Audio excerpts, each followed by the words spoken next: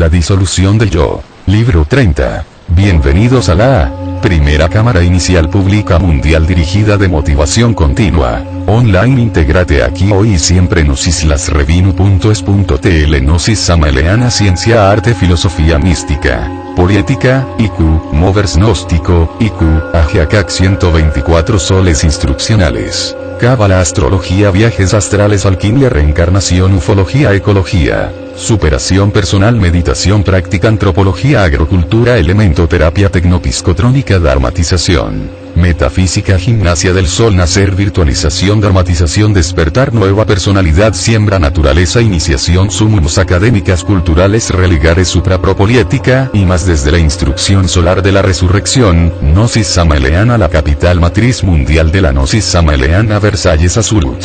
Ain Samaela Unweor, Lakshmi Daimon, Jesucristo, hombres Cristos, dioses resurrectos, físicamente, reencarnados e inmortales. Siembra tu lumicial gnóstico en la ciudad, país, continente que estéis y lideralo ya. Om sea fuerza, om sea amor, paz, inverencia, lumicial sau.es.tl, sumumslumen.es.tl. La disolución del yo. Mensaje de Navidad 1964-1965. Samaela Unweor. Primera edición, Colombia, 1964. Este mensaje ha sido escrito en honor del primer Congreso Gnóstico Latinoamericano que se celebrará en Cartagena, República de Colombia, del 27 de diciembre de 1964 al 1 de enero de 1965. El autor. Introducción. Esta Navidad de 1964 tiene para el movimiento gnóstico cristiano universal de Colombia doble regocijo, porque además de las festividades celebradas en el Sumum Supremum Santuario de la Sierra Nevada, se verifica en la ciudad de Cartagena de Indias el primer Congreso Gnóstico que reúne en su seno a valerosos exponentes del pueblo santo, que ya se gesta bajo la dirección del Avatara de Acuario, venerable maestro Samaela Unweor, y la doctrina del Salvador del mundo.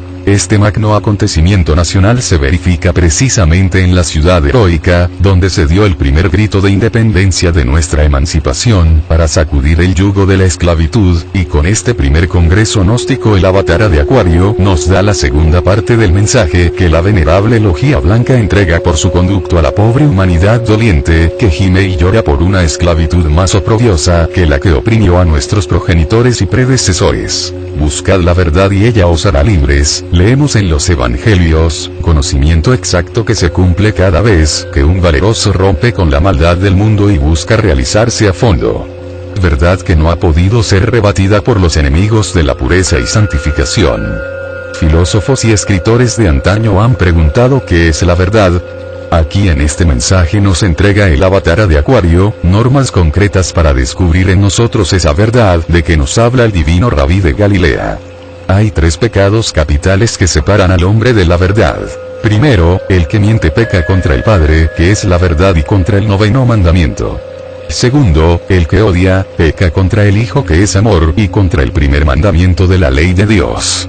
En que os améis los unos a los otros probaréis que sois mis seguidores. Si amas a tu amigo, eso hacen los fariseos. Y tercero, el que fornica peca contra el Espíritu Santo, que es fuego sexual, fuente misma de la vida, y contra el sexto mandamiento. Por ello nos dice San Pablo, Corintios 6:18, huid de la fornicación. Cualquier otro pecado que el hombre hiciere, fuera del cuerpo es. Mas el que fornica, contra su propio cuerpo peca. Por ello es el peor de los pecados, porque nos cierra la puerta de entrada, el sexo, para seguir el camino de nuestra propia cristificación. Recordad que el Cristo nos dijo: yo soy el camino, yo soy la verdad, yo soy la vida. Nadie llegará al Padre sino por mí. Por ello el Espíritu Santo, fuego sagrado en nosotros, está regido su ascenso por los méritos del corazón, siendo la morada del Padre en lo alto, la cabeza, la del Hijo en medio, en el corazón, y el del fuego sexual, Espíritu Santo, en el hueso sacro o coxis, y frente a la puerta de entrada donde el Señor Jehová puso al ángel con espada de fuego, cuando expulsó al hombre del paraíso. Solo el puro y el casto pueden entender la Santa Biblia y desentrañar los profundos misterios que ella encierra, pero a ella acuden los que jamás la han leído para rebatir la guarda del sexto mandamiento diciendo: y el creced y multiplicaos, mandato que fue dado solo a Adán según la sabiduría del Génesis, y cuando todavía no se le había dado compañera al hombre en su primera etapa evolutiva como andrógino. También, horrorizados, se oponen al mandamiento, adoloridos porque piensan que el mundo se les puede acabar. Este argumento se lo repiten a todo gnóstico que divulga el sexto mandamiento, decídales que estas enseñanzas las damos solo para los gnósticos y que la humanidad no se acabará, porque para eso están ellos, para reproducirse como los demás animales de la tierra y sus mujeres pariendo con dolor, con insoportable costo y gran vergüenza, y que nosotros tomaremos de allí lo que más sirva para gloria del Padre, del Hijo y del Espíritu Santo. Ha sido tan hábilmente disimulado por los hombres lo que implica el sexto mandamiento, que veamos cómo lo explica la Enciclopedia Sopena, que casi siempre reproduce lo que dice el diccionario de la Real Academia de la Lengua Española. Adulterio. Del latín adulterium, cópula o ayuntamiento carnal ilegítimo del hombre con la mujer, siendo uno de ellos o los dos casados. O lo que es lo mismo, la violación corporalmente consumada de la fidelidad conyugal por cualquiera de los dos cónyuges, y fornicación, del latín fornicare, tener ayuntamiento cópula carnal fuera del matrimonio. Útea. Con lo cual se indica claramente que adulterio y fornicación es la misma cosa. Con razón los eruditos nos tratan de imbéciles. Si lo uno y lo otro fuesen lo mismo, la Biblia no tendría por qué hablar sobre adulterio y adultero en 25 versículos diferentes, y de fornicación en 25 diversos versículos, y de fornicado, fornicando y fornicar en muchos versículos más. La definición académica obliga a los letrados y eruditos a rechazar el mandato tal como es y a despreciar la sangre del cordero. Que estudien lo que dice la Biblia en el capítulo 15 del Levítico, donde se habla claramente de lo que implica el tremendo vicio de la fornicación, y declara inmundo hasta la tarde al que pierde su simiente voluntaria o involuntariamente. Los mismos lectores de la Biblia manifiestan que eso pertenece al Antiguo Testamento para indicar así que está en desuso, cuando el Cristo dijo, «Yo no he venido a abrogar la ley sino a cumplirla». Preguntadles, ¿por qué aceptan los 10 mandamientos y hasta cobran los diezmos siendo del Antiguo Testamento?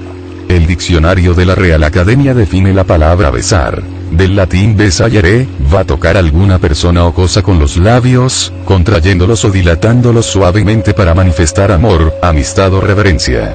Ahora cabe preguntar cómo lo interpretará el letrado que paseando con una dama, un desconocido de ambos le da un beso en la mejilla. ¿Cómo enseña la Real Academia o cómo lo entiende? Entonces, ¿en qué quedamos?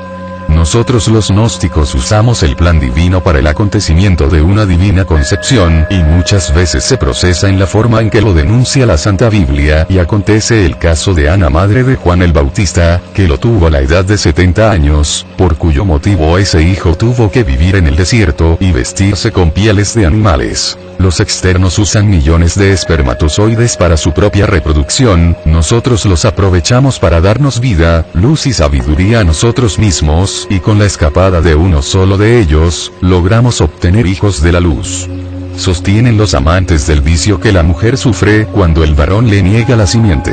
Decídales que las nuestras no sufren porque son castas y que nosotros les llevamos la ventaja de conocer los dos sistemas. Por ello el maestro afirma que si Luzbel hubiese conocido la sapiencia del pecado jamás hubiera caído. Observa, oh gnóstico, que la mujer solo pierde un huevo mensualmente y que el fornicario pierde a voluntad millones en el mismo tiempo. Ha sido demostrado microscópicamente que la mujer produce millones de huevos. Observa que en casi todas las especies animales el macho tiene más belleza que la hembra, en cambio en la especie humana se opera lo contrario. Observa también que entre los animales el macho respeta a su hembra una vez que está gestando y ella al tiempo lo rehúye, pero el fornicario no respeta las leyes de la naturaleza y hace todo lo contrario. Observa que a la mujer se le llama el sexo débil y sin embargo maneja al hombre a su antojo.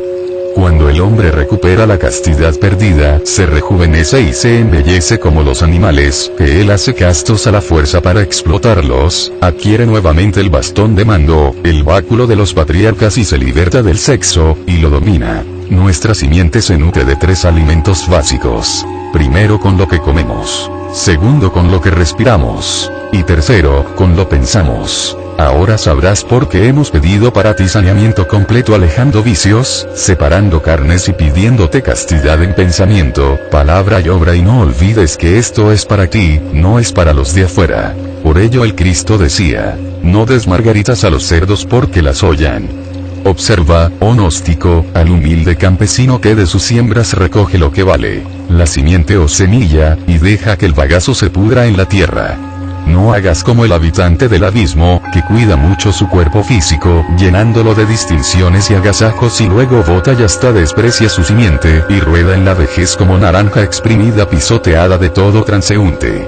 Con justa razón nos ha dicho el Maestro, si los hombres supieran lo que van a perder cuando van a fornicar, en lugar de ir riendo irían llorando.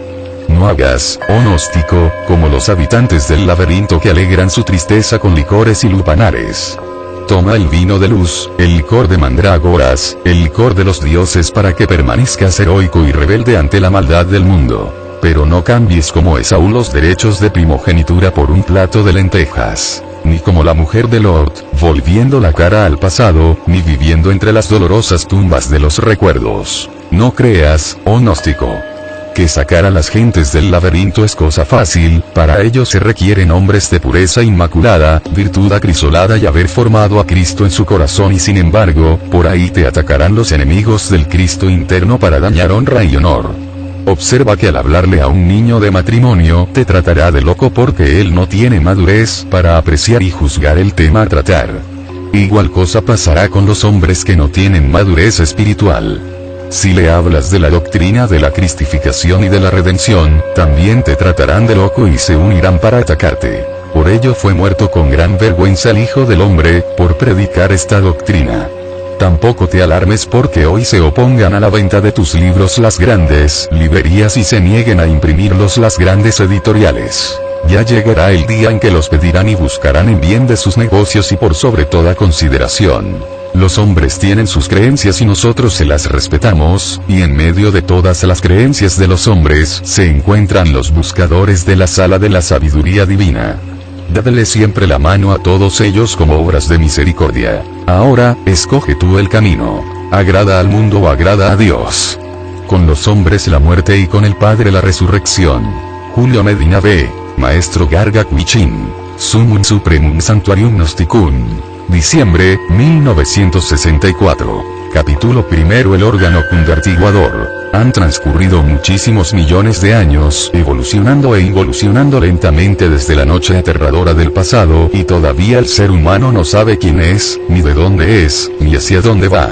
Un sopor de muchos siglos pesa sobre los antiguos misterios, y el verbo aguarda en el fondo del arca, el instante de ser realizado. Tras de la tradición edénica hay desideratos cósmicos terribles, y equivocaciones sagradas que espantan y horrorizan. Los dioses también se equivocan, y hoy como ayer, estamos enfrentados ante nuestro propio destino.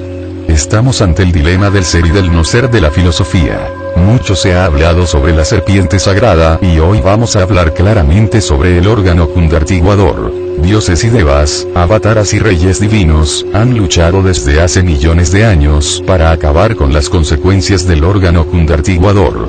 Todos los esfuerzos de los profetas, avataras y dioses para acabar con el desastroso resultado del órgano cundartiguador han resultado inútiles. Es necesario saber que el órgano cundartiguador es el fuego desarrollado negativamente. La serpiente bajando, precipitándose desde el coxis, hasta los infiernos atómicos del hombre. El órgano cundartiguador es la horrorosa cola de Satán en el cuerpo de deseos de ese animal intelectual, falsamente llamado hombre. Lo que más duele, lo que más lastima al alma en esto es saber que algunos individuos sagrados le dieron a la humanidad el órgano cundartiguador. Dicen las viejas tradiciones que durante la época lemúrica vinieron a la Tierra ciertos individuos sagrados en una astronave cósmica. Esos individuos formaban una altísima comisión sagrada encargada de estudiar los problemas evolutivos e involutivos de la Tierra y de la humanidad. El arcángel Sakaki y el principal archifísico químico común universal Ángel Loisos, eran los dos individuos principales de esta santa comisión divina. Detrás de todo el drama del Edén, está la sagrada comisión de seres inefables. Ellos vinieron con cuerpo de carne y hueso y su nave aterrizó en la Lemuria. Por aquella antigua edad comenzaba el instinto humano a desarrollarse en razón objetiva. La Altísima Comisión pudo evidenciar hasta la saciedad que el hombre edénico ya empezaba a sospechar el motivo por el cual fue creado. La raza lemúrica empezaba a adivinar los motivos de su existencia, mísera existencia, motivos mecánicos. Cada ser humano es una maquinita que capta y transforma energías cósmicas, que luego adapta inconscientemente a las capas inferiores de la Tierra. Eso, maquinitas humanas, y nada más. ¿Qué sería del mundo sin esas maquinitas? El mundo sin ese sello, sin esa fisonomía que le da a la humanidad, es algo sin motivo y lo que no tiene motivo deja de existir. La humanidad en su conjunto es un órgano de la naturaleza, un órgano que recoge y asimila energías cósmicas, necesarias para la marcha del organismo planetario. Desgraciadamente no es muy agradable ser máquina y eso es el llamado hombre, eso, sí, eso y nada más. Cuando algún rebelde se levanta en armas contra la naturaleza, cuando quiere dejar de ser máquina, los tenebrosos poderes lo combaten a muerte y raros son aquellos humanos capaces de combatir a los tenebrosos, a la naturaleza, al cosmos, etc. Y por lo común esos rebeldes capitulan. Muchos son los llamados y pocos los escogidos, solo unos pocos logran vencer a la naturaleza y sentarse en el trono del poder para gobernarla. Los lemures ya habían sospechado todo y con su instinto comprendían que los seres humanos dejaban de nacer cuando después de haber prestado sus servicios de máquinas a la naturaleza, se hacían perversos. Por doquiera y en todos los rincones de Lemuria se sospechaba instintivamente toda esta tragedia que ya quería asomarse a la razón objetiva. La Comisión Sagrada, después de examinar serenamente este problema, resolvió tomar medidas cósmicas drásticas para evitar la desilusión total del género humano y hasta suicidios en masa. Los grandes desideratos cósmicos están tras de Adán y Eva. La Sagrada Comisión está oculta tras el drama y el escenario edénico. Todo se cumple y el hombre recibe el maldito estigma del órgano cundartiguador. Tiempo después, muchos siglos quizá, regresó la Santa Comisión encabezada por el archiserafín Sebotar Tradado, que el arcángel Sakaki se había convertido en uno de los 4 tetras sustentadores del universo. Las tradiciones dicen que el regreso fue a los 3 años justos, empero estos 3 años siempre son simbólicos. La realidad fue que entonces, después de severo examen de la situación del archifísico químico Ángel Loizos, destruyó el órgano cundartiguador en la raza humana, porque ésta no lo necesitaba.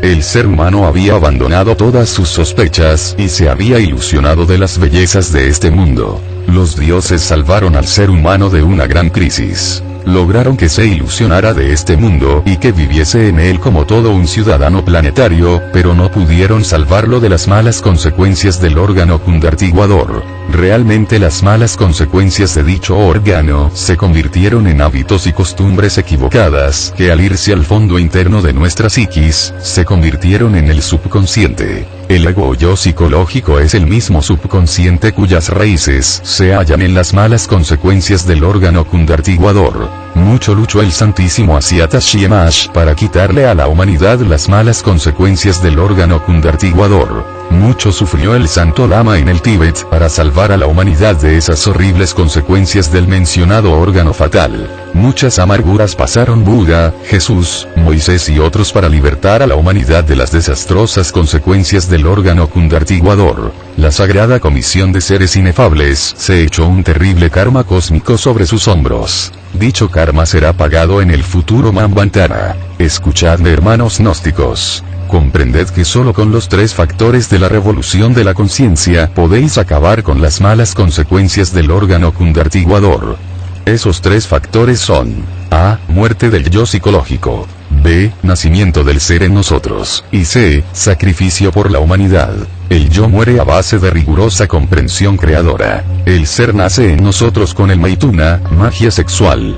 Sacrificio por la humanidad es caridad y amor bien entendido. Las escuelas que enseñan la eyaculación del semen, aun cuando lo hagan en forma muy mística, son realmente negras porque con esa práctica se desarrolla el órgano cundartiguador. Las escuelas que enseñan la conexión del lingam yoni sin eyaculación del semen, son blancas porque así sube el kundalini por el canal medular. Las escuelas que enseñan a fortificar el yo psicológico son negras porque así se fortalecen las malas consecuencias del órgano cundartiguador. Las escuelas que enseñan la disolución del yo, muerte mística, son blancas porque destruyen las malas consecuencias del órgano cundartiguador. El órgano cundartiguador es la cola de Satanás, el fuego sexual descendiendo desde el coxis hacia los infiernos atómicos del hombre.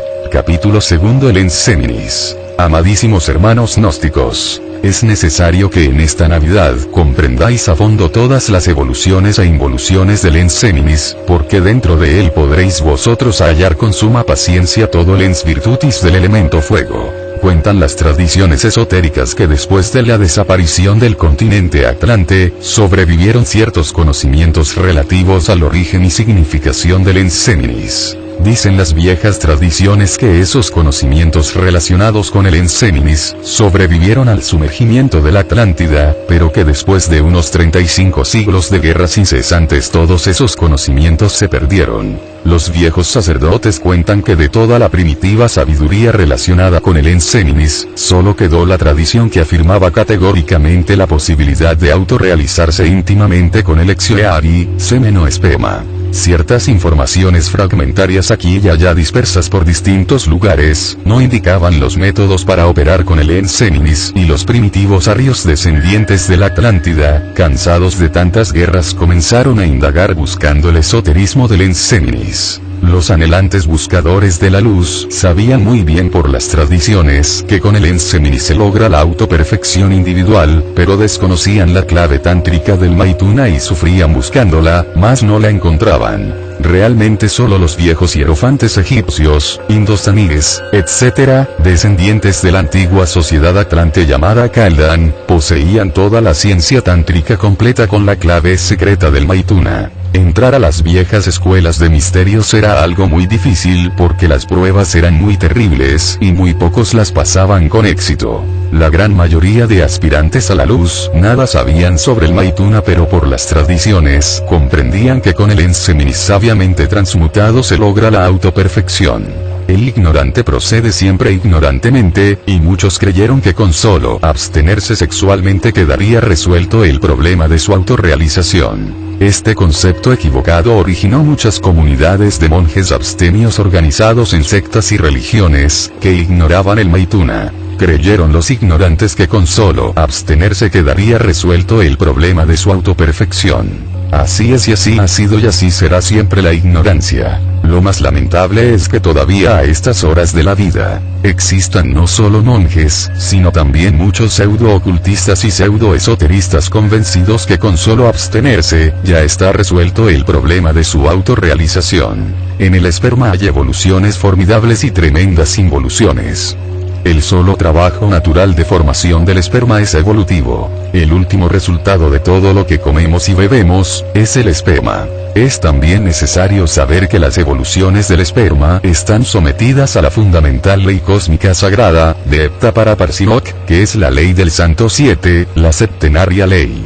Cuando el Ens Seminis o esperma completa sus evoluciones septenarias, debe recibir un impulso desde el exterior y ser transmutado con el Maituna, porque de lo contrario entra de lleno en el proceso de la involución o retroceso, convirtiendo al individuo en infrasexual degenerado. La involución del esperma elabora entre muchas otras sustancias perniciosas, una especialmente maligna, que tiene la propiedad de originar dos tipos de acciones en el funcionalismo general del organismo. El primer tipo de acción consiste en provocar el depósito de grasa superflua dentro del organismo. El segundo tipo de acción consiste en originar en el ser humano ciertas vibraciones malignas conocidas en el esoterismo como vibraciones venenios-quirianas. El primer caso origina cerdos humanos, es decir, hombres regordos, horribles, llenos de grasa. El segundo caso origina hombres flacos y enjutos, intensamente cargados con las perversas vibraciones venenios-quirianas. Estas vibraciones se manifiestan en forma dual. Fanatismo en alto grado y cinismo experto, son en síntesis, la dual manifestación de esas tenebrosas vibraciones. El fanatismo suele ser externo y el cinismo resulta interno. He aquí dos caras de una misma medalla, el anverso y el reverso.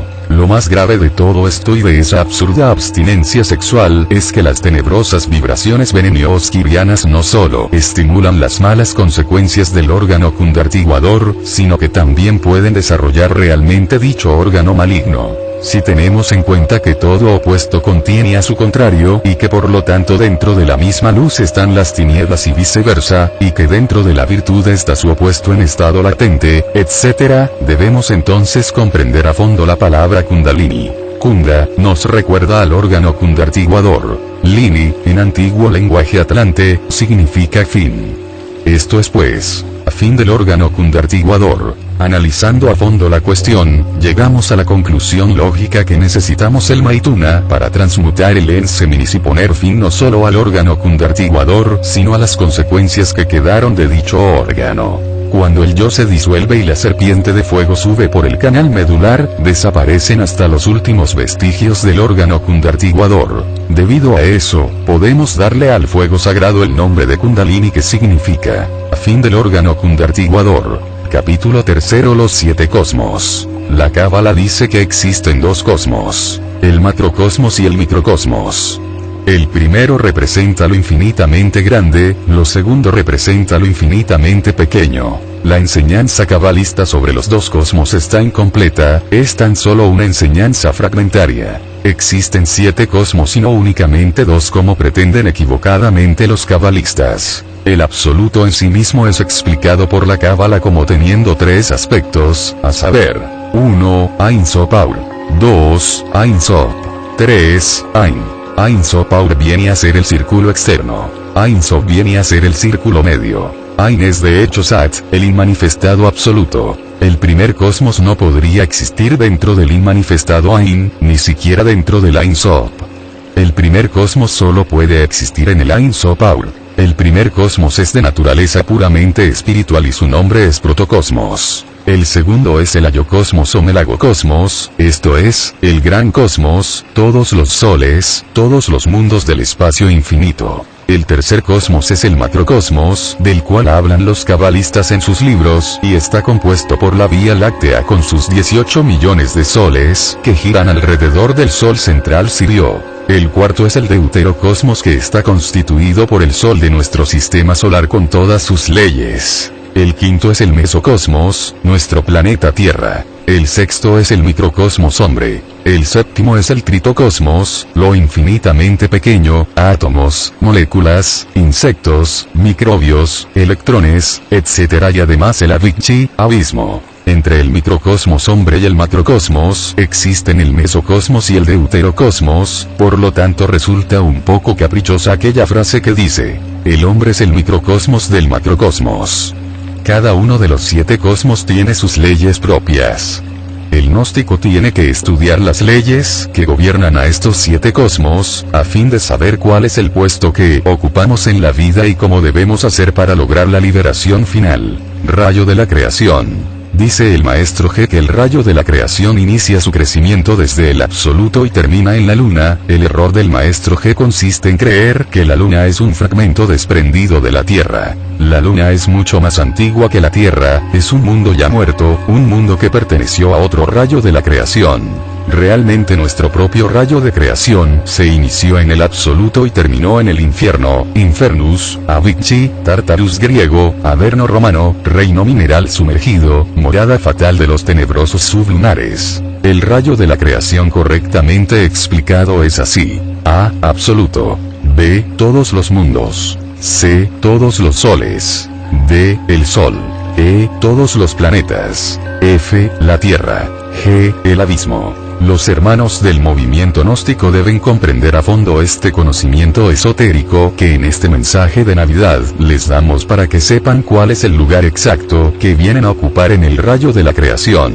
Necesitamos conocer a fondo el camino a fin de lograr la Navidad del corazón y la liberación final. En el absoluto se inicia el rayo de la creación con el protocosmos. Todos los mundos en el rayo de la creación corresponden al ayocosmos. Todos los soles de la Vía Láctea corresponden al macrocosmos en el rayo de la creación. El deuterocosmos en el rayo de la creación es el Sol. El mesocosmos en el rayo de la creación está constituido por todos los planetas del sistema solar y la Tierra que los representa. El microcosmos es el hombre en el rayo de la creación. El critocosmos es el átomo y el abismo. En el primer cosmos solo existe la única ley, la ley del absoluto. En el segundo cosmos el primero se convierte en tres y tres leyes gobiernan el segundo cosmos. En el tercer cosmos las tres se convierten en 6 leyes. En el cuarto cosmos las 6 se duplican en 12. En el quinto cosmos las 12 se duplican para convertirse en 24 leyes. En el sexto cosmos las 24 leyes se duplican convirtiéndose en 48 leyes. En el séptimo cosmos las 48 leyes se convierten por duplicación en 96 leyes. En el protocosmos solo se hace la voluntad del absoluto, la única ley.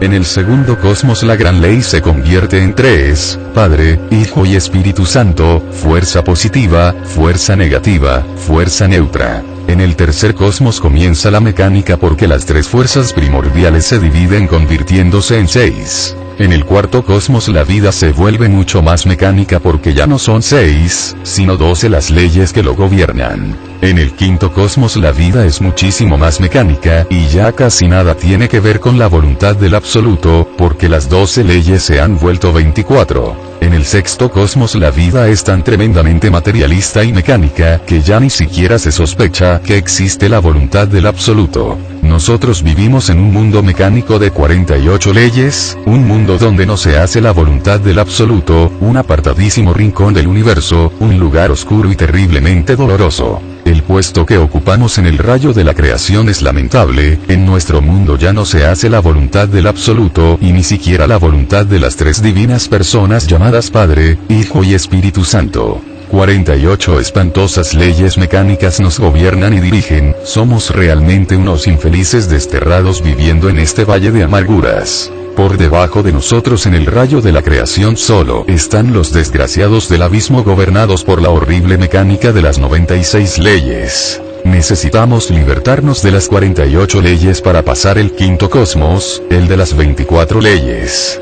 Necesitamos libertarnos luego del quinto cosmos, el de las 12 leyes, y después continuar nuestro trabajo de liberación final pasando por el cuarto y el tercero y segundo cosmos para regresar al absoluto. Todas las sustancias de los 7 cosmos están dentro de nosotros mismos. Dentro del cerebro pensante tenemos la sustancia del protocosmos, dentro del cerebro motor o sistema pensante tenemos la sustancia del ayocosmos. Dentro del cerebro consciente formado por todos los centros nerviosos específicos del organismo humano, tenemos la sustancia del macrocosmos y así sucesivamente. Los materiales para trabajar los tenemos dentro del organismo humano y si creamos los cuerpos existenciales superiores del ser, logramos de hecho libertarnos de todos los cosmos incluyendo el séptimo, para entrar al fin dentro del absoluto, inmanifestado, Sat, Ain. Los gérmenes de los cuerpos existenciales del ser se hallan depositados en el semen, es necesario desarrollar esos gérmenes, y eso solo es posible con el Maituna, magia sexual. Ya en nuestras pasadas publicaciones y mensajes hemos hablado sobre los cuerpos existenciales superiores del ser, y por ello nuestros estudiantes gnósticos están informados. Sabemos que el cuerpo astral, no lo confundamos con el cuerpo lunar, está gobernado por 24 leyes y que el cuerpo físico está gobernado por 48 leyes. Si creamos el cuerpo astral es claro que nos libertamos del mundo fatal de las 48 leyes, y que nos convertimos en habitantes del mundo de las 24 leyes. Si creamos el cuerpo mental nos libertamos del mundo de las 24 leyes, y entramos al mundo de las 12 leyes. Recordemos que el cuerpo mental está gobernando por 12 leyes. Si creamos el cuerpo causal o cuerpo de la voluntad consciente, entramos en el mundo de 6 leyes, y nos convertimos en los habitantes de ese mundo porque el cuerpo de la voluntad consciente, el causal, está gobernado por 6 leyes. Los trabajos con el Maituna y la disolución del yo, más el sacrificio por la humanidad, nos permiten hacer nuevas creaciones, dentro de nosotros mismos, para libertarnos del mundo de las 6 leyes, y pasar más allá de la yo-cosmos y protocosmos inefable. Es necesario que todos nuestros estudiantes gnósticos, comprendan en esta Navidad que solo creando los cuerpos existenciales superiores del ser, y celebrando la muerte del yo y la Navidad del corazón, podrán lograr la liberación final.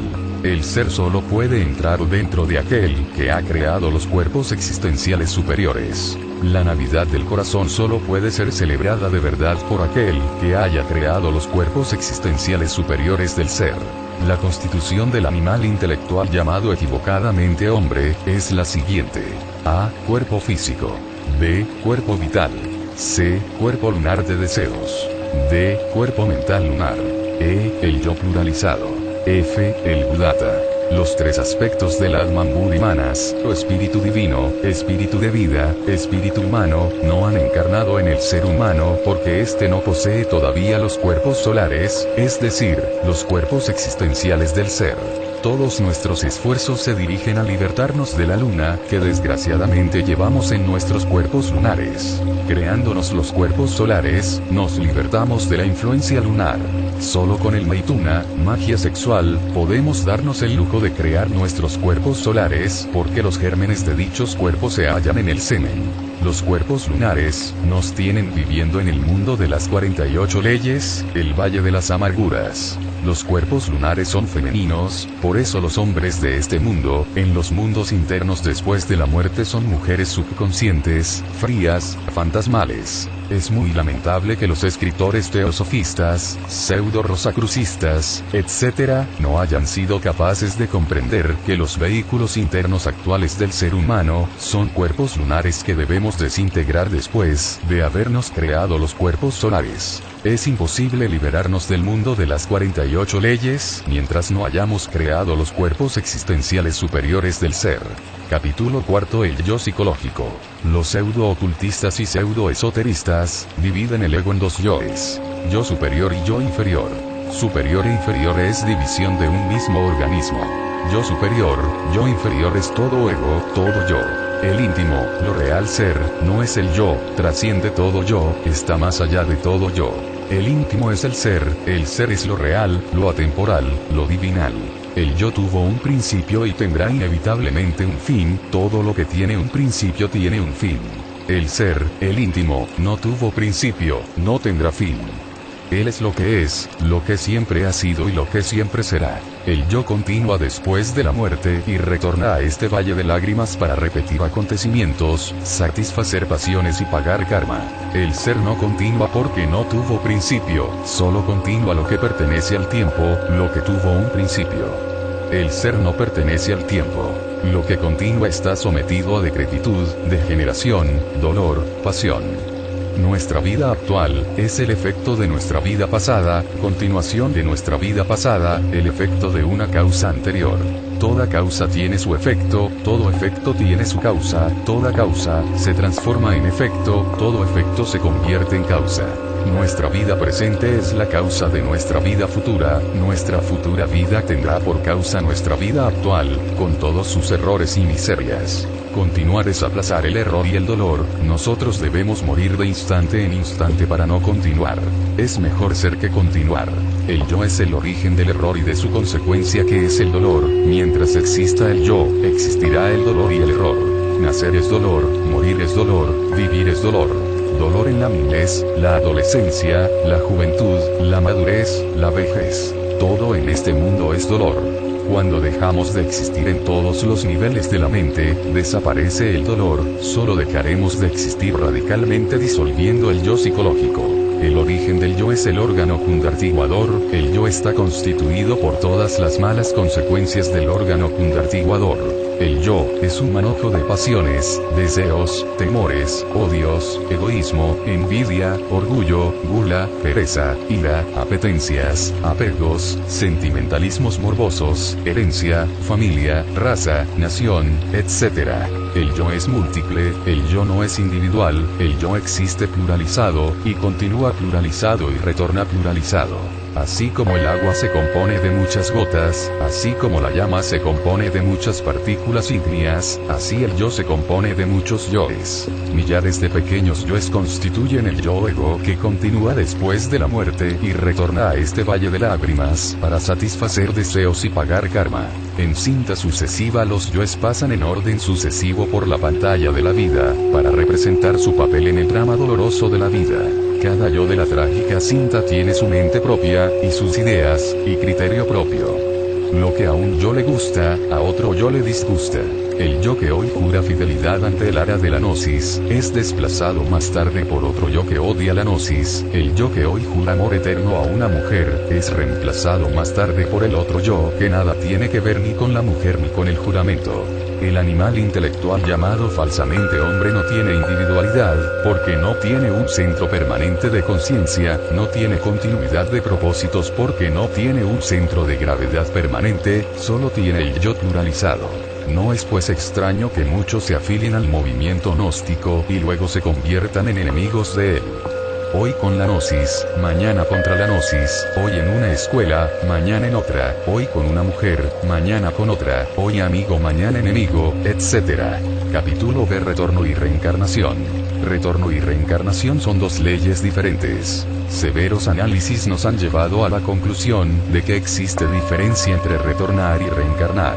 El yo no es un individuo puesto que está constituido por muchos yoes, y cada yo, aun cuando tiene algo de nuestra propia subconsciencia, goza de cierta autoindependencia. El yo es legión de diablos. Afirmar que la legión se reencarna resulta absurdo. Es exacto afirmar que el individuo se reencarna, pero no es exacto afirmar que la legión se reencarna. En este mundo existen millones de personas, pero es muy difícil hallar un individuo. Solo creando nuestros cuerpos existenciales superiores del ser, disolviendo el yo, y encarnando el ser, nos convertimos en individuos.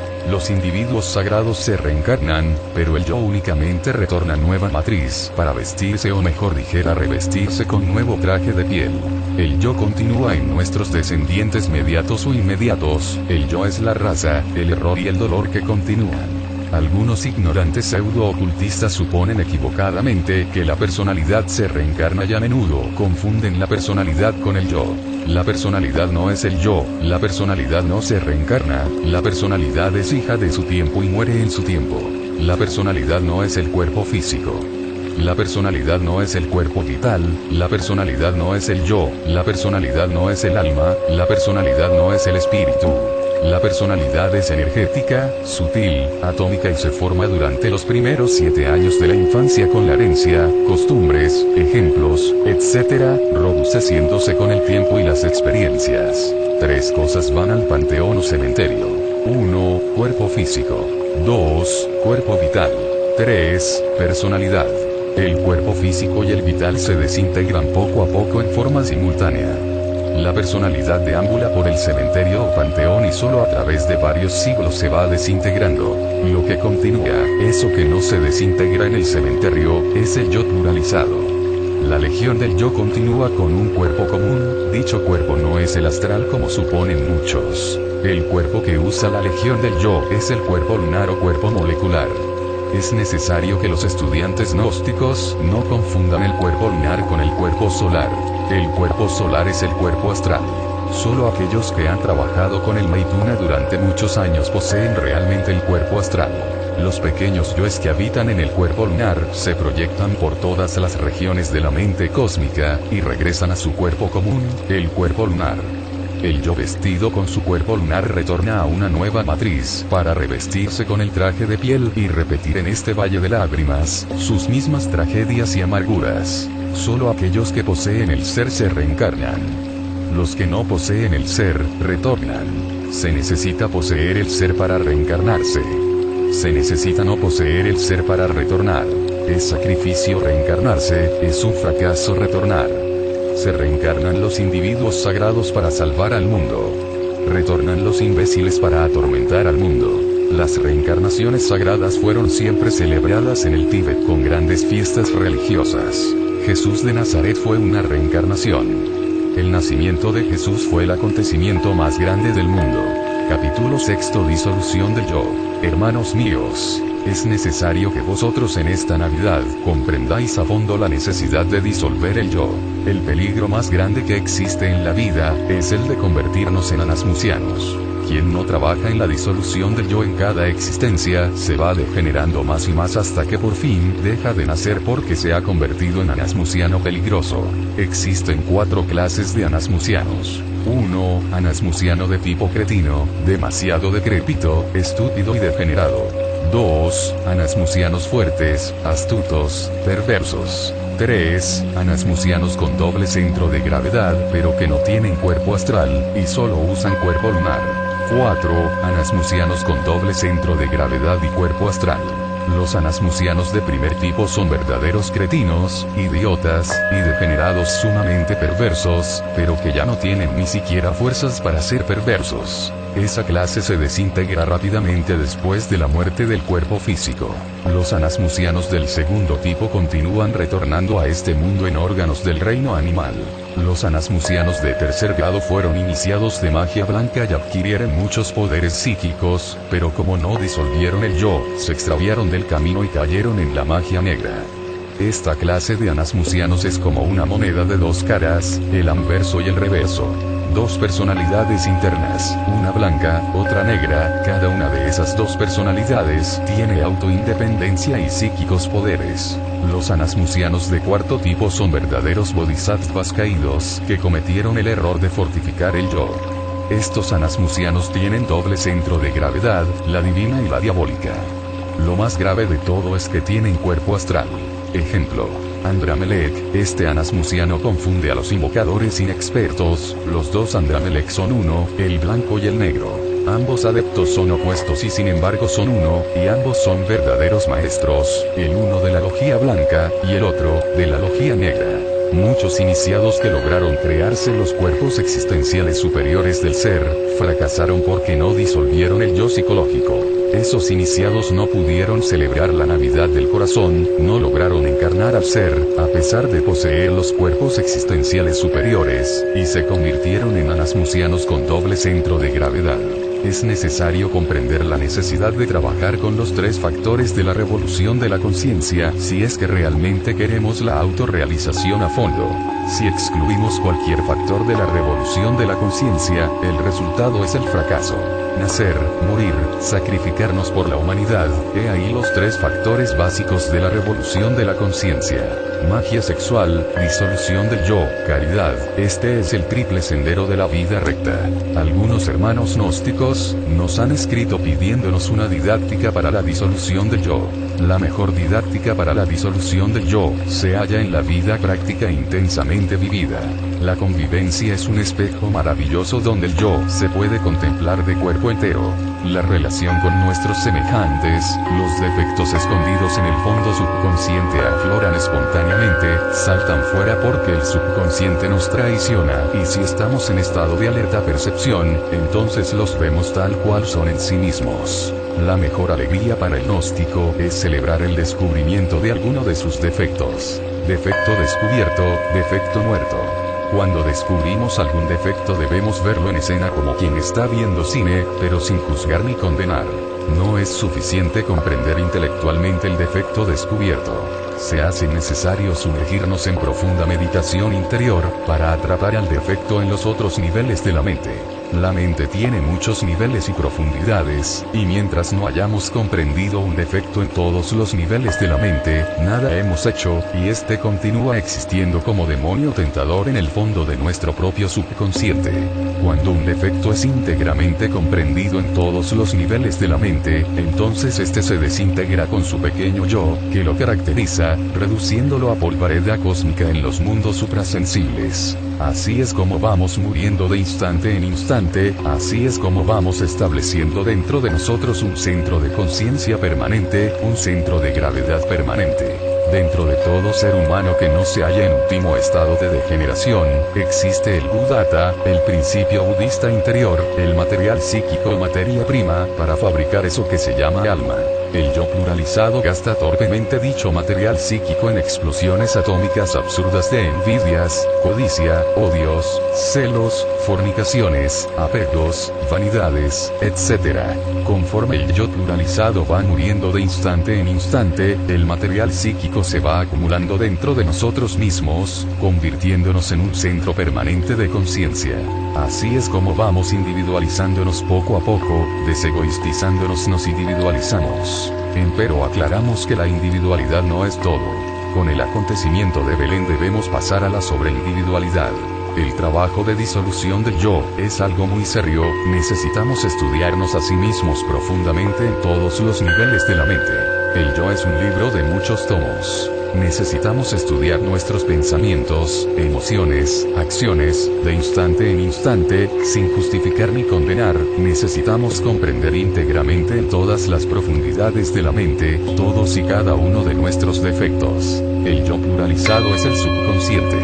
Cuando disolvemos el yo, el subconsciente se convierte en consciente. Necesitamos convertir el subconsciente en consciente, y eso solo es posible logrando la aniquilación del yo. Cuando el consciente pasa a ocupar el puesto de subconsciente, adquirimos eso que se llama conciencia continua.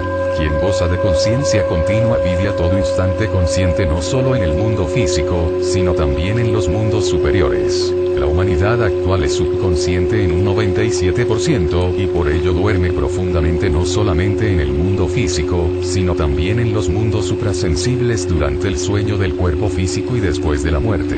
Necesitamos la muerte del yo, necesitamos morir de instante en instante, aquí y ahora, no solamente en el mundo físico, sino también en todos los planos de la mente cósmica.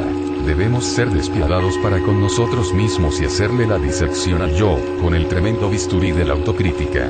Capítulo 7. La lucha de los opuestos. Un gran maestro decía: buscad la iluminación, que todo lo demás se os dará por añadidura. El peor enemigo de la iluminación es el yo.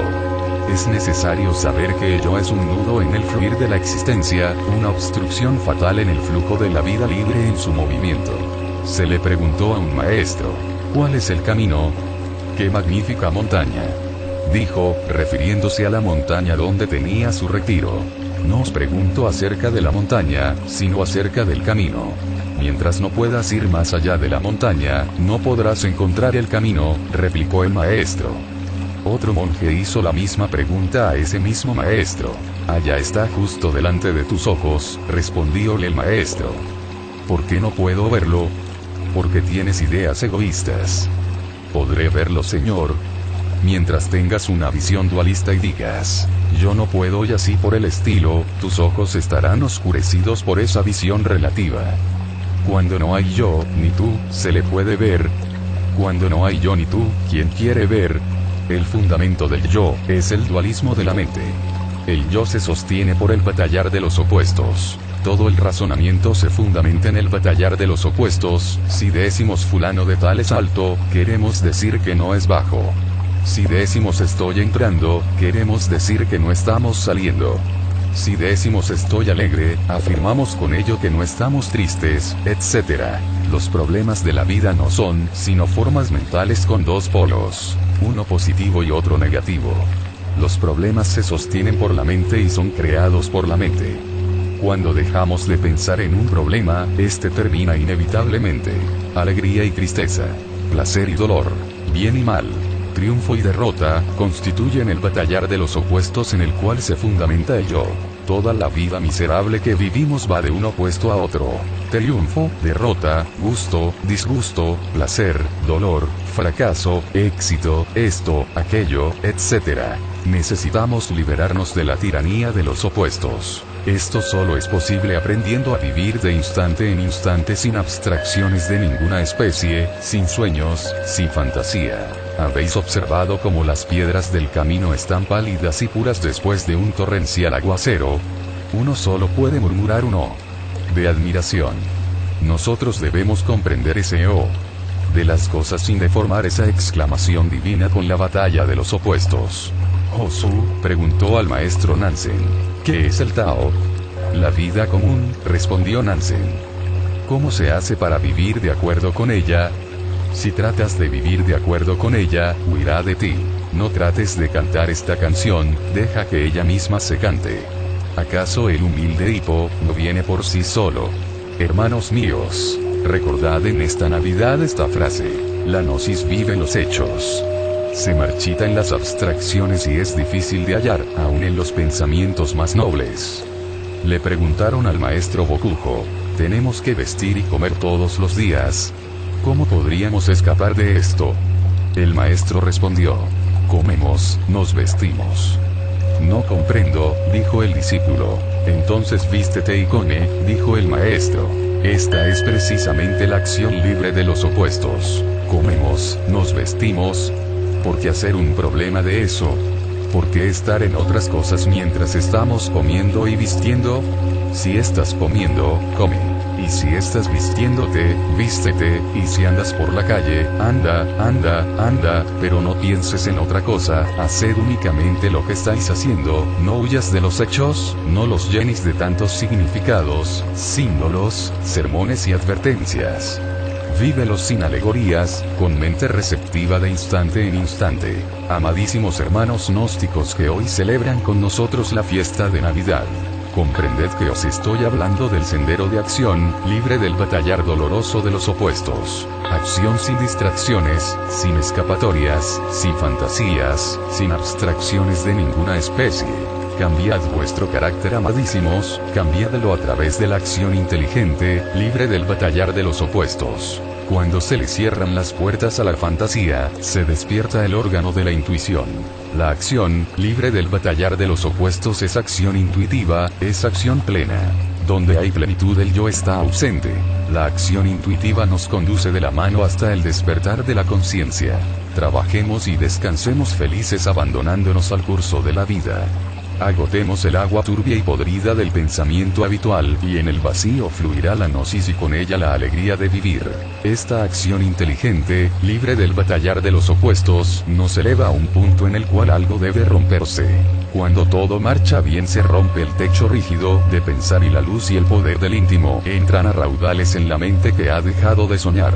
Entonces en el mundo físico y fuera de él, durante el sueño del cuerpo material, vivimos totalmente conscientes e iluminados gozando la dicha de la vida en los mundos superiores. Esta atención continua de la mente, esta disciplina, nos lleva al despertar de la conciencia.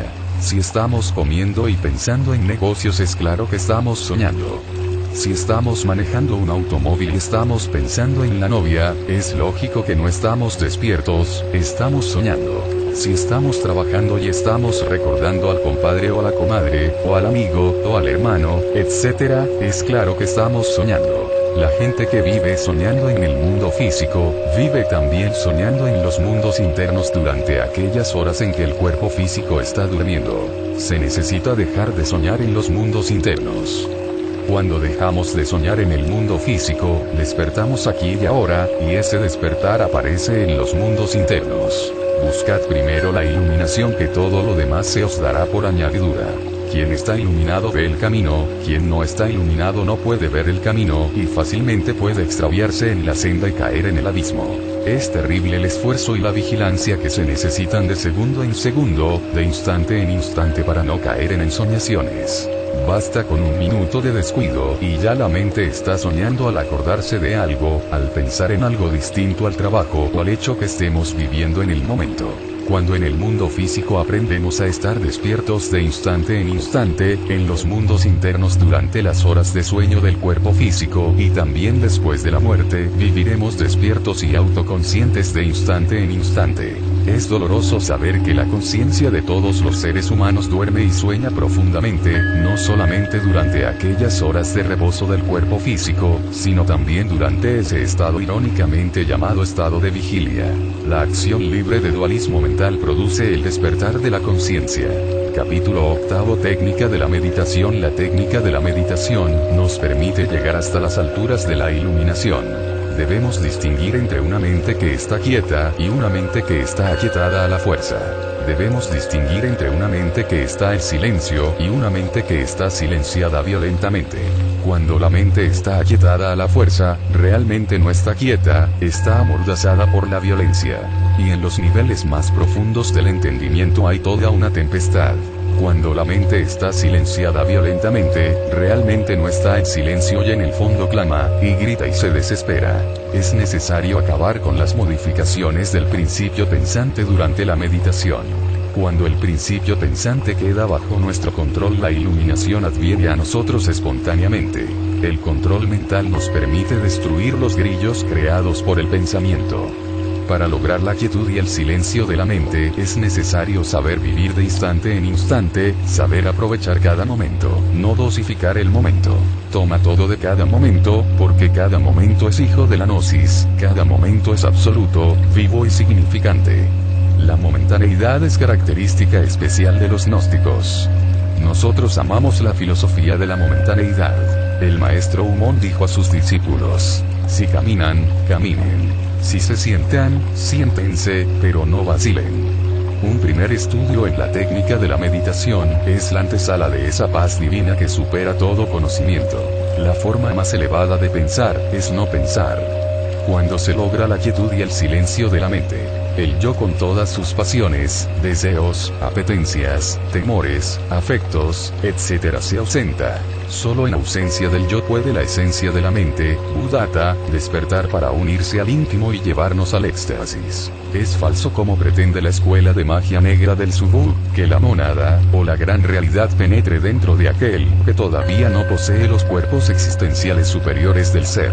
Lo que entra dentro de los fanáticos tenebrosos del Subú, son las entidades tenebrosas que se expresan en ellos con gestos y acciones y palabras bestiales y absurdas. Esas gentes son poseídas por tenebrosos. La quietud y el silencio de la mente tienen un solo objetivo: liberar la esencia de la mente para que ésta, fusionada con la mónada o íntimo, pueda experimentar eso que nosotros llamamos la verdad. Durante el éxtasis y en ausencia del yo, puede la esencia vivir libremente en el mundo de la niebla de fuego experimentando la verdad. Cuando la mente se halla en estado pasivo y receptivo absolutamente quieta y en silencio, se liberta el Buddhata o esencia de la mente y adviene el éxtasis. La esencia se halla siempre embotellada entre el batallar de los opuestos. Mas, cuando la batalla termina y la quietud y el silencio son absolutos, la esencia queda libre y la botella vuelta a pedazos. Cuando practicamos la meditación, nuestra mente es asaltada por muchos recuerdos, deseos, pasiones, preocupaciones, etc. Debemos evitar el conflicto entre la atención y la distracción.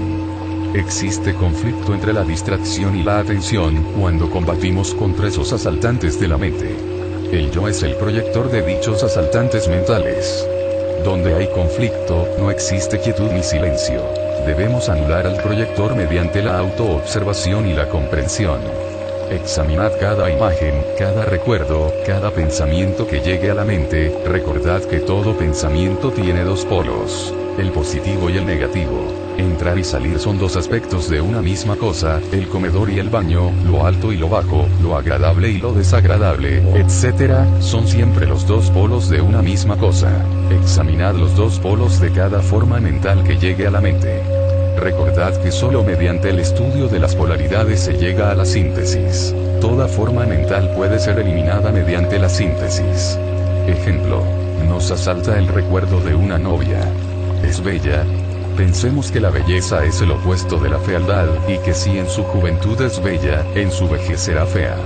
Síntesis. No vale la pena pensar en ella, es una ilusión, una flor que se marchitará inevitablemente. En la India esta autoobservación y estudio de nuestra propia mente es llamada pratyahara. Los pájaros pensamientos deben pasar por el espacio de nuestra propia mente en sucesivo desfile pero sin dejar rastro alguno. La infinita procesión de pensamientos proyectados por el yo, al fin se agota y entonces la mente queda quieta y en silencio. Un gran maestro autorrealizado dijo: solamente cuando el proyector, es decir el yo, está ausente por completo, entonces sobreviene el silencio que no es producto de la mente. Este silencio es inagotable, no es del tiempo, es lo inconmensurable, solo entonces adviene aquello que es. Toda esta técnica se resume en dos principios: A. Profunda reflexión y B. Tremenda serenidad. Esta técnica de la meditación con su no pensamiento, pone a trabajar la parte más central de la mente, la que produce el éxtasis. Recordad que la parte central de la mente es eso que se llama el Buddhata, la esencia, la conciencia. Cuando el Buddhata despierta quedamos iluminados, necesitamos el despertar del Buddhata, la conciencia. El estudiante gnóstico puede practicar sentado al estilo occidental o al estilo oriental. Es aconsejable practicar con los ojos cerrados, para evitar las distracciones del mundo exterior. Conviene relajar el cuerpo evitando cuidadosamente el que algún músculo quede en tensión. Resulta magnífico saber combinar inteligentemente la meditación con el sueño a fin de que la materia no estorbe. El Buddhata, la esencia, es el material psíquico, el principio búdico interior, el material anímico o materia prima con la cual damos forma al alma. El Buddhata es lo mejor que tenemos dentro y despierta con la meditación interior profunda. El Buddhata es realmente el único elemento que posee el pobre animal intelectual para llegar a experimentar eso que llamamos la verdad. No pudiendo el animal intelectual encarnar al ser, debido a que todavía no posee los cuerpos existenciales superiores, lo único que puede es practicar la meditación, para autodespertar el Buddhata y conocer la verdad. Jesús el Divino Maestro, cuya Navidad celebramos en este año de 1964, dijo: «Conoced la verdad y la verdad os hará libres». Capítulo 9. El éxtasis. Isan envió al maestro Koisen un espejo. Koisen lo mostró a sus monjes y dijo: «Este es el espejo de Isan o el mío». Si dicen que es de Isan, ¿cómo puede ser que se encuentre en mis manos? Si dices que es mío, ¿acaso no le he recibido de las manos de Isan? Habla, si no lo haré pedazos. Los monjes no pudieron pasar entre esos dos opuestos y el maestro volvió pedazos al espejo. Es imposible el éxtasis mientras la esencia esté embotellada entre los opuestos. En tiempos de Babilonia vino al mundo el Bodhisattva del Santísimo Asyata Shemash, un gran avatara. El Bodhisattva no estaba caído y como todo Bodhisattva, tenía normalmente desarrollados los cuerpos existenciales superiores del ser. Cuando llegó a la edad responsable, llegó al monte Vesiniana y se metió en una caverna. Cuenta la tradición que hizo 3 tremendos ayunos de 40 días cada uno acompañado de sufrimiento intencional y voluntario. El primer ayuno él lo dedicó a la oración y a la meditación. El segundo ayuno fue dedicado a revisar toda su vida y las vidas pasadas. El tercer ayuno fue el definitivo, fue dedicado a acabar con la asociación mecánica de la mente, no comió y solo bebió agua y cada media hora se arrancaba 2 pelos del pecho.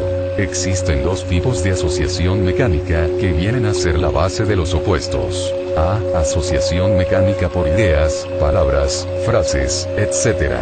B. Asociación mecánica por imágenes, formas, cosas, personas, etc.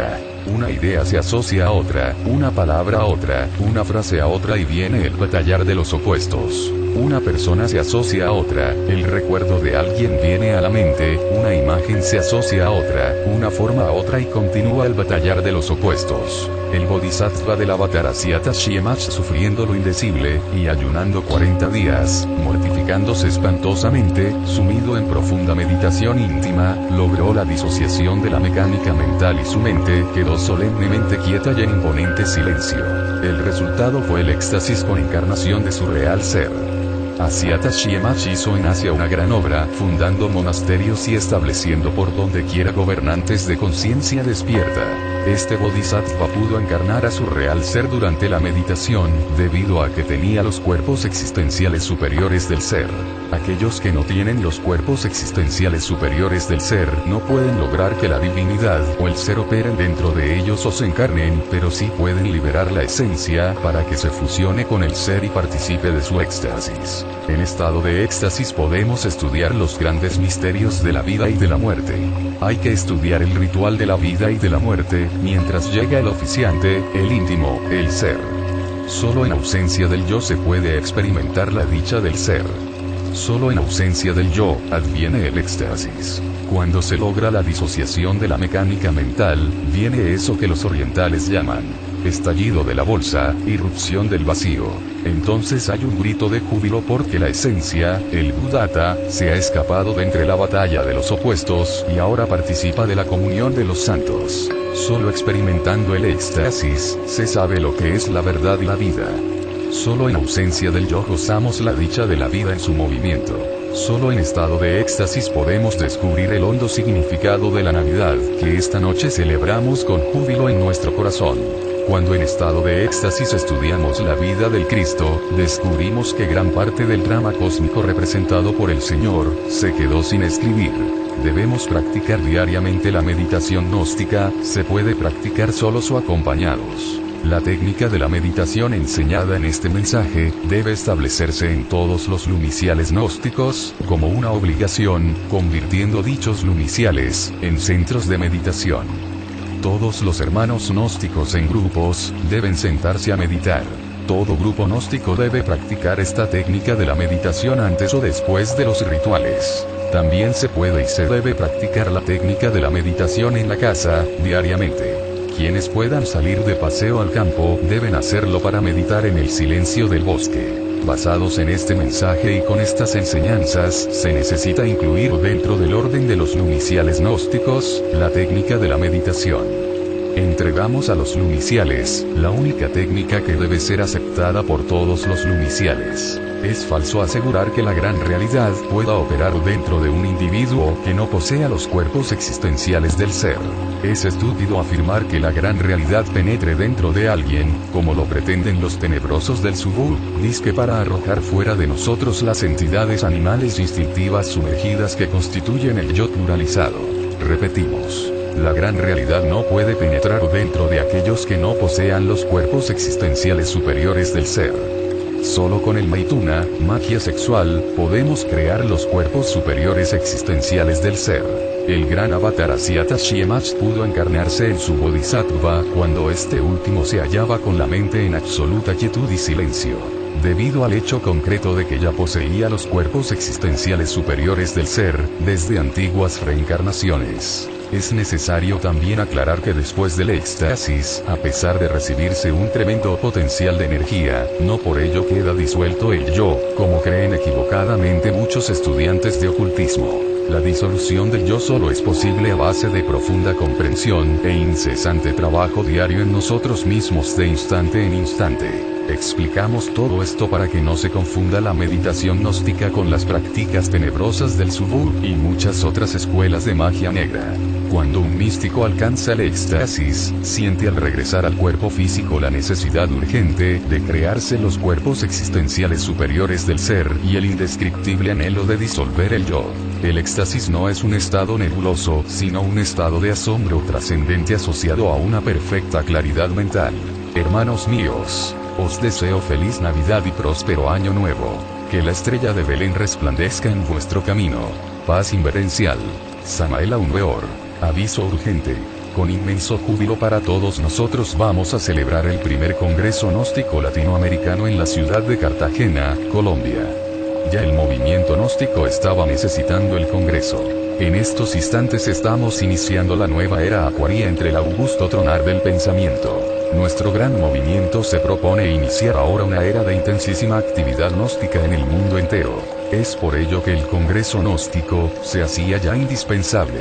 En esta Navidad de 1964 y con motivo del Congreso Gnóstico, hacemos llegar nuestro saludo a todos y cada uno de los hermanos de nuestro gran movimiento. Para información sobre el Congreso, aconsejamos dirigirse a Gabriel Romero R. Apartado aéreo 1409. Cartagena, Colombia. El Congreso Gnóstico tendrá su apertura el 27 de diciembre de 1964 y se clausurará el 1 de enero de 1965. Correspondencia. Ruego a todos los hermanos que me escriben, poner bien claro su nombre de remitente en la carta y su dirección bien precisa para poderles contestar. Necesitamos con suma urgencia la cooperación voluntaria y espontánea de todos los hermanos gnósticos para bien de la obra. A esta sede central del movimiento gnóstico en México, llegan millares de cartas de todos los países de la Tierra y necesitamos contestar. Los timbres de correos cuestan y son muchos miles de pesos que gastamos en correos. Son muchas las gentes que nos escriben, pidiendo orientación, enseñanza, etc., y son muchos los miles de pesos que cuestan los timbres de correos. Ayudadnos hermanos a ayudar.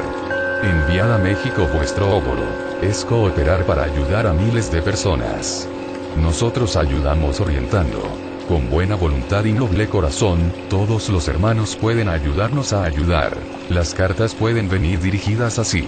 Rafael Ruiz Ochoa. Apartado N7858. México DF. Rafael Ruiz Ochoa entregará su carta a Samael Aun Weor, presidente fundador del Movimiento Gnóstico Cristiano Universal. Ninguna carta se quedará sin respuesta, estamos dispuestos a contestar a todo aquel que nos escriba. Nota de revisión. Francisco Caparrós Pujalte, certifica que el texto precedente es copia íntegra del libro del maestro Samael Aun Weor, al que se refieren los datos siguientes, y que únicamente difiere del original conforme a los criterios de revisión publicados en la web de descarga, actualmente www.gnosis2002.890metros.com. Título del libro: La disolución del yo, edición sobre la que se revisa. Primera edición colombiana de 1964, lugar en la lista regular. Libro 30 de 70, estado actual de revisión. Definitiva sin original a vista desde el 29 de abril de 2014 a las 21:13 horas, fecha de publicación. Domingo 17 de enero de 2016 a las 2:27 horas. Índice: La disolución del yo. 1. Introducción. 1. Capítulo primero, el órgano fundartiguador. 4. Capítulo segundo, el Encenis. 6. Capítulo tercero, los 7 cosmos. 8. Rayo de la creación. 9. Capítulo cuarto, el yo psicológico. 12. Capítulo B, retorno y reencarnación. 13. Capítulo sexto, disolución del yo. 14. Capítulo séptimo, la lucha de los opuestos. 16. Capítulo octavo, técnica de la meditación. 19. Capítulo noveno, el éxtasis. 21. Aviso urgente. 23. Correspondencia. 24. La disolución del yo. Libro 30. Bienvenidos a la primera cámara inicial pública mundial dirigida de motivación continua. Online, intégrate aquí hoy y siempre. Gnosislasrevinu.es.tl. Gnosis Samaeleana, ciencia, arte, filosofía mística, poética, y tú, movers gnóstico, y tú, Ajiacac 124 soles instruccionales. Cábala, astrología, viajes astrales, alquimia, reencarnación, ufología, ecología, superación personal, meditación, práctica, antropología, agrocultura, elementoterapia, tecnopsicotrónica, dharmatización, metafísica, gimnasia del sol, nacer, virtualización, dramatización, despertar, nueva personalidad, siembra, naturaleza, iniciación, sumums académicas, culturales, relegares, suprapropoliética, y más. Desde la instrucción solar de la resurrección, Gnosis Samaeleana, la capital matriz mundial de la Gnosis Samaeleana, Versalles Azul. Ain Samael Aun Weor, Lakshmi Daimon, Jesucristo, hombres Cristos, dioses resurrectos, físicamente, reencarnados e inmortales. Siembra tu lumicial gnóstico en la ciudad, país, continente que estéis y lideralo ya. On sea fuerza, on sea amor, paz, inverencia, lumicialsau.es.tl, sumunslumen.es.tl. Fin.